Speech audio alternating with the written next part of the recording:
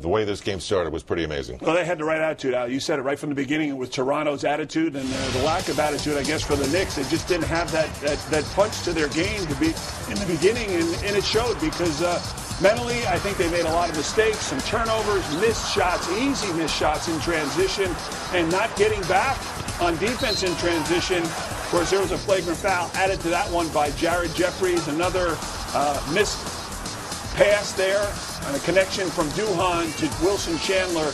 And this is how it went early in the ball game. If you do this against a team as good as Toronto is offensively, they're going to make you pay. And you see outscored 39-20. Toronto had its way out, not only offensively, but you mentioned they did a good job in the first half defensively as well. All right, so they're up by 19 points at the end of the first quarter, and in the second quarter, you wondered if the Knicks could possibly gather. I mean, Mike D'Antoni was screaming everything he possibly could, but it got even worse because they would soon be down by 28. Well, enter Jose Calderon, and he's a real good point guard. I mean, he's just very good at handling the basketball, doesn't turn over, gets his team involved, gets everybody involved, can make a shot himself. It just continued where it left off in that first quarter. Toronto continued to shoot at a high percentage, and they really took advantage of every Knick turnover, got easy shots, and the way Bargnani was playing and the way Calderon were playing, it was just too much for the Knicks to handle, at least in the first half. There was one sequence as the Knicks were allowing Andrea Bargnani to take these three-pointers, and he was so good from beyond the three-point line.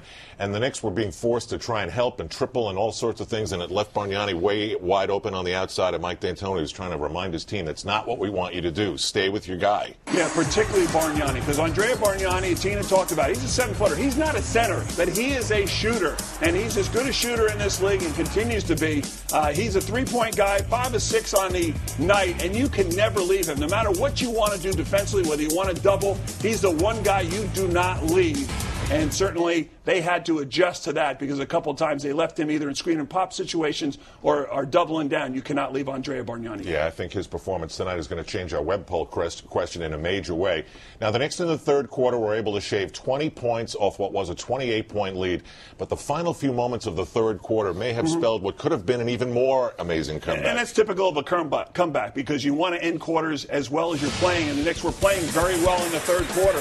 They had an opportunity as they cut it down to 89-80, and what happened after they got it down in that third quarter was end up being the result of maybe them not making that full comeback.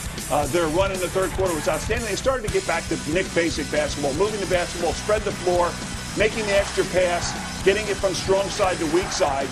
And their defense stepped up. You knew the defense had to step up, and this is how the game ended. After they got it to 89-80, a bucket there by Toronto, and then a turnover leads to 2 free throws here in transition. David Lee fouls DeRozan. He makes 2, so 89-80 goes back up to 93-80, and that pretty much ended the Knicks' night going to the fourth. Yeah, the Raptors shot 53%. They left 9 at the free throw line. Knicks were 17 of 20, but it doesn't matter. They lose by 8. 3-point field goal shooting, 12 of 22 versus 11 of 29. Knicks 20 assists on their hoops. Not too many turnovers. They just got out-defended and outshot tonight.